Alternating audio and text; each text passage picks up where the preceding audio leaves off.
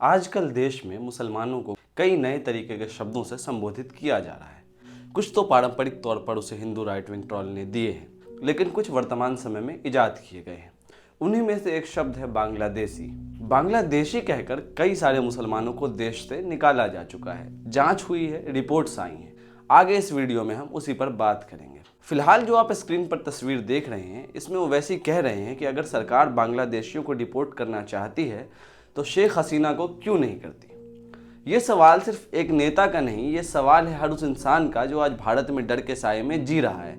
वो लोग जो बांग्लादेशी कहे जा रहे हैं, जिन्हें पीटा जा रहा है, जिन्हें बिना प्रक्रिया के सीमा पार ढकेला जा रहा है। लेकिन इन सब में सवाल ये बनता है कि क्या सच में ये लोग बांग्लादेशी हैं या फिर ये एक बड़े एंटी मुस्लिम एजेंडा का हिस्सा है जिसमें सिर्फ और सिर्फ भारतीय मुसलमान निशाने पर हैं। It also accuses India of violating fundamental human rights.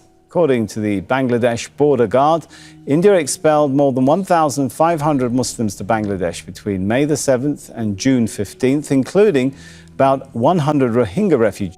PM Narendra Modi ने एक बार कहा था कि वो बांग्लादेश की आज़ादी की लड़ाई में शामिल थे, लेकिन आज वही बांग्लादेश उसी बांग्लादेशी शब्द को एक हथियार बनाया गया है जिसमें भारतीय मुसलमानों को डराया जा रहा है। ह्यूमन राइट्स वॉच की रिपोर्ट कहती है कि मई 2025 से भारतीय सरकार ने बंगाली मुसलमानों को बिना प्रक्रिया के बांग्लादेश भेजना शुरू कर दिया है। असम, गुजरात, महाराष्ट्र, उत्तर प्रदेश, इन राज्यों में बीजेपी सरकारें हैं और इनके पुलिसकर्मी मुसलमानों को पकड़कर सीमा तक ले जा रहे हैं। असम की बात करें तो यहाँ का मंजर और भी डरावना है। 1964 से विदेशी ट्रिब्यूनल नाम की क्वासी न्यायिक अदालतें चल रही हैं जो लोगों को विदेशी घोषित करती हैं। ह्यूमन राइट्स वॉच की रिपोर्ट के मुताबिक जनवरी 2025 तक इन ट्रिब्यूनल्स ने 1,65,992 लोगों को अनियमित प्रवासी घोषित किया है। लेकिन ये प्रक्रिया कितनी निष्पक्ष है, इस पर एक अलग सवाल है। नामों की स्पेलिंग में गलती, दस्तावेज में छोटी मोटी असंगतियां या फिर गवाही में मामूली अंतर, बस इतना काफी है कि किसी को बांग्लादेशी करार दे दिया जाए। 2019 में असम में national register of citizenship NRC लागू हुआ। इस लिस्ट से 19 लाख लोग बाहर हो गए, जिनमें से 7 लाख मुसलमान थे। ये वो लोग थे जिन्होंने भारत में जिंदगी गुजारी, लेकिन अब उन्हें साबित करना पड़ रहा है कि वो भारतीय हैं। असम के मुख्यमंत्री हेमंत बिस्वा शर्मा ने 2025 में कहा कि 330 अनधिकृत प्रवासियों को बांग्लादेश ढकेला गया। लेकिन हैरानी की बात यह है कि इनमें से कई के कोर्ट में केस लंबित थे। उदाहरण के लिए खैरुल इस्लाम, एक स्कूल टीचर जिन्हें 2016 में विदेशी घोषित किया गया, फिर भी मई 2025 में उन्हें बांग्लादेश भेज दिया गया। उनकी पत्नी को उनके बारे में तब पता चला जब एक बांग्लादेशी पत्रकार ने वीडियो बनाई। আমার নাম Mohammad Khairul Islam. 51-year-old Khairul Islam says he's an Indian citizen and a school teacher, but was forced across the border. Back in Assam, his wife Rita Khanum is still in shock. She says her husband was taken by the police late at night. अंतर्राष्ट्रीय कानून कहता है कि किसी को भी बिना उचित प्रक्रिया के देश से नहीं निकाला जा सकता, लेकिन भारत में क्या हो रहा है आप बेहतर समझते हैं, जानते हैं। ह्यूमन राइट्स वॉच के मुताबिक मई से जून 2025 के बीच 1500 से ज़्यादा मुसलमानों को बांग्लादेश भेजा गया, जिसमें से 100 रोहिंग्या रिफ्यूजीज भी शामिल थे।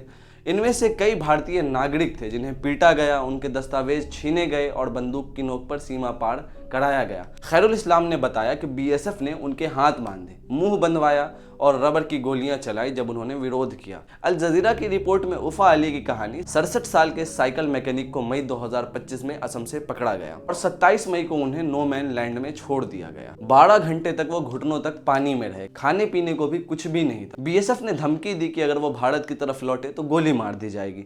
बांग्लादेशी बॉर्डर पर गार्ड्स ने भी उन्हें लेने से मना कर दिया क्योंकि उनके पास ये सबूत था कि ये लोग भारतीय हैं। गुजरात की बात करें तो अप्रैल से मई 2025 में अहमदाबाद में 10,000 से ज्यादा घर, दुकानें और मस्जिदें बुलडोजर से तोड़ दी गई हैं।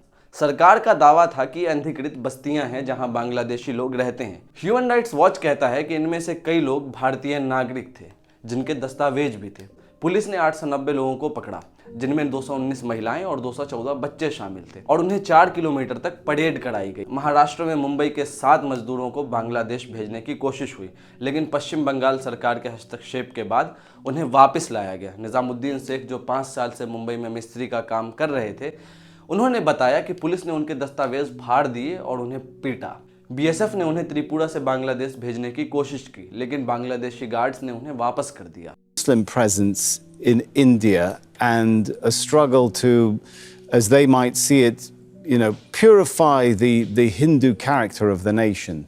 These are the defining characteristics of the Hindu nationalist BJP. अगर रोहिंग्या शरणार्थी की बात करें तो उनका हाल और भी बुरा है। मई 2025 में दिल्ली से 40 रोहिंग्या को नौसेना के जहाज में डाला गया और म्यांमार के पास समुद्र में छोड़ दिया गया, सिर्फ लाइफ जैकेट्स के साथ। यूएन के विशेष रिपोर्टर टॉम एंड्रयूज ने इसे मानवता के खिलाफ अपराध कहा। एक 20 साल के रोहिंग्या ने कहा, मैं भारत में सुरक्षा के लिए आया, लेकिन अब मुझे वही नरसंहार का डर लगा रहता है, सताता रहता है। They blindfolded us, drove for hours, then left us in the middle of nowhere. They told us to keep walking and never look back. Later, some villagers found us inside Bangladesh. They managed to bring valid and verified United Nations High Commissioner for Refugees issues ID cards from the Delhi office. मई 2025 में गृह मंत्रालय ने राज्यों को 30 दिन का ultimatum दिया कि अनधिकृत प्रवासियों को पकड़ो और डिपोर्ट करो। लेकिन इन प्रवासियों की पहचान कैसे हो रही है बिना ट्रिब्यूनल, बिना कोर्ट, बिना सबूत के? बांग्लादेश सरकार ने भारत को नोट भेजा कि ये पुश इन गलत है, लेकिन भारत चुप है। ह्यूमन राइट्स वॉच ने गृह मंत्रालय को पत्र लिखा, लेकिन जवाब उन्हें भी नहीं आया। बीजेपी का दावा है कि ये कार्रवाई राष्ट्रीय सुरक्षा के लिए है, लेकिन अगर इस पूरे मामले को देखें तो भेदभाव का नंगा नाच हो रहा है। अल जजीरा की रिपोर्ट कहती है कि हिंदू प्रवासियों को छोड़ दिया जाता है क्योंकि उनके बांग्लादेश में धार्मिक उत्पीड़न का डर है, लेकिन मुसलमानों के साथ ऐसा नहीं है। सीए एनआरसी ने तो इस भेदभाव को कानूनी जामा पहना दिया था। एनआरसी के अंदर आज जो नागरिक बने हैं, इनका रजिस्टर बनाने की व्यवस्था है। इसके अंदर इस प्रकार का कोई प्रोविजन नहीं हो सकता। मगर ये बात सही है, सरकार मानती भी है कि जो हिंदू शरणार्थी आए हैं, बौद्ध, जैन, सिख, क्रिश्चियन और पारसी शरणार्थी है, सारे को इस देश की नागरिकता मिलनी चाहिए। और इसीलिए सिटीजनशिप अमेंडमेंट बिल लाकर हिंदू, सिख, बौद्ध, जैन, पारसी और क्रिश्चियन, ये सारे धर्म के शरणार्थी जो धार्मिक प्रताड़ना के कारण बांग्लादेश, पाकिस्तान और अफगानिस्तान से आए हैं, उनको वो बिल के अंदर नागरिकता का प्रोविजन। इन सब में एक सवाल ये उठता है कि एक आम मुसलमान के जान की कीमत क्या है? मलिका खातून 67 साल की बुजुर्ग जो चल भी नहीं सकती, उन्हें मई 2025 में असम से बांग्लादेश धकेला गया। उनके बेटे इमरान अली खान कहते हैं, मैं नहीं जानता कैसे उन्हें वापस लाऊं। खैरुल इस्लाम, उफ़ा अली, शोना बनू, इनकी कहानियां बताती हैं कि आज एक मुसलमान की ज़िंदगी कितनी सस्ती हो गई है भारत में। विपक्षी पार्टियों को देखे, जैसे कांग्रेस, टीएमसी और अन्य पार्टियां, सब चुप हैं। असदुद्दीन ओवैसी अकेले चीख रहे हैं। उन्होंने सवाल उठाया, लेकिन उनकी आवाज़ दब रही है। अल जजीरा के मुताबिक असम में 100 से ज़्यादा कार्यकर्ताओं ने सरकार को पत्र लिखा, लेकिन कोई सुनवाई नहीं है। क्या ये सियासी चुप्पी इस एजेंडा का हिस्सा है? ये सवाल आपसे है। एक सवाल और है, क्या भारतीय मुसलमान अब बांग्लादेशी बनकर ही जिएगा? यही लग रहा है। आमतौर पे जिस तरीके से राजनीति चल रहा है और राजनीतिक चुप्पी है, तो लगता है कि मुसलमान बांग्लादेशी बनकर के ही रह जाएंगे। सोचिएगा कि वही देश जो कभी शरणार्थियों का स्वागत करता था, आज उनके खिलाफ कैसे बन गया है और उनके मानवाधिकारों का कैसे हनन कर रहा है। ये सवाल आप पर छोड़ता हूँ। आप देख रहे थे रियाज की रिपोर्ट। धन्यवाद।